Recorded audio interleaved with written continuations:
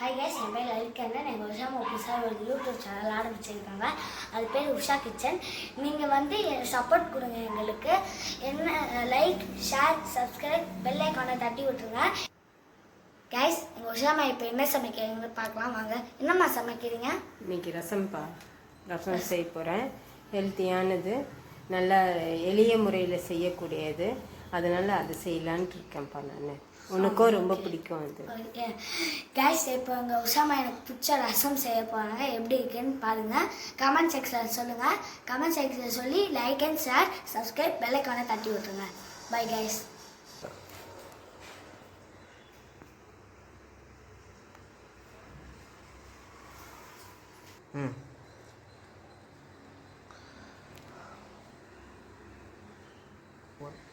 மா இப்போ என்னம்மா செய்ய போகிறீங்க? ரசம் தான்ப்பா இன்னைக்கு. உங்களுக்கு பிடிச்ச ரசம் தான் செய்கிறேன். எளிய முறையில் செய்கிறேன்ப்பா. அது டேஸ்டியாக நல்ல ஹெல்த்தியாக இருக்கும். ஓகே. அதுக்கு தேவையான பொருள் பார்த்துடலாம்ப்பா. புளி எடுத்துக்குவோம்ப்பா. 4 பூண்டு நசுக்கி வச்சது, சும்மா தட்டி வச்சா போதும்ப்பா. ஒரு துண்டு பெருங்காயம், பொடி கூட தேவைன்னா போட்டுக்கலாம். பெருங்காயம் இன்னும் கட்டி போட்டாக்கா நல்லாயிருக்கும். 2 காஞ்ச மிளகாய் வர மிளகாய் எடுத்துப்போம்ப்பா.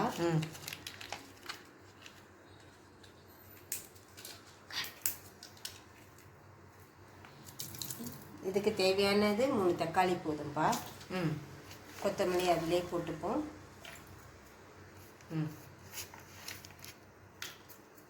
போட்டுட்டு 2 உப்பு போட்டு இப்போ உப்பை ஆட் பண்ணிக்கலாம். ஆமாப்பா. மிளகு ஜீரகம் மட்டும் உடைச்சிட்டு வந்துடுறேன்.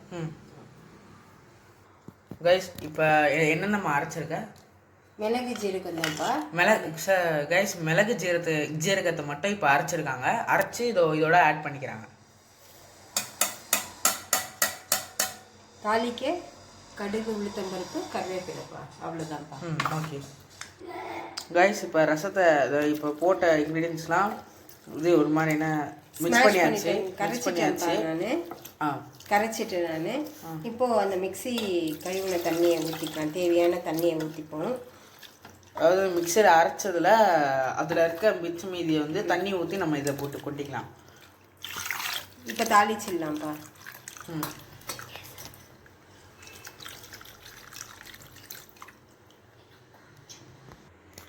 கைஸ், இப்போ நாங்கள் இதை தாளிக்க போகிறோம்.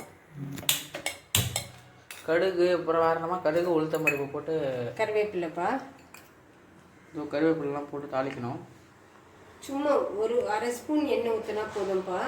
ரொம்பலாம் ரசத்துக்கு எண்ணெய் 1/2 ஸ்பூன் எண்ணெய் ஊற்றிட்டு எண்ணெய் காஞ்சிடுச்சு.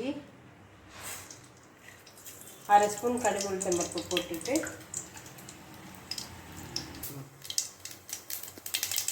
கருவேப்பிலை போடுறப்பா. இந்த அளவுக்கு தான் கொதிக்கணும். இதுக்கு மேலே கொதிக்கவே கூடாது. ஒரு வாட்டி ட்ரை பண்ணி பாருங்கள், உங்களுக்கே ரொம்ப பிடிக்கும். இன்றைக்கி ரசப்பொடி இல்லை, அதனால் வெறும் மிளகு ஜீரகத்தை நான் உடச்சிக்கிட்டேன். ரசப்பொடி இருந்தாக்கா இன்னும் சூப்பராக இருக்கும். மணக்க ரசம் ரெடி.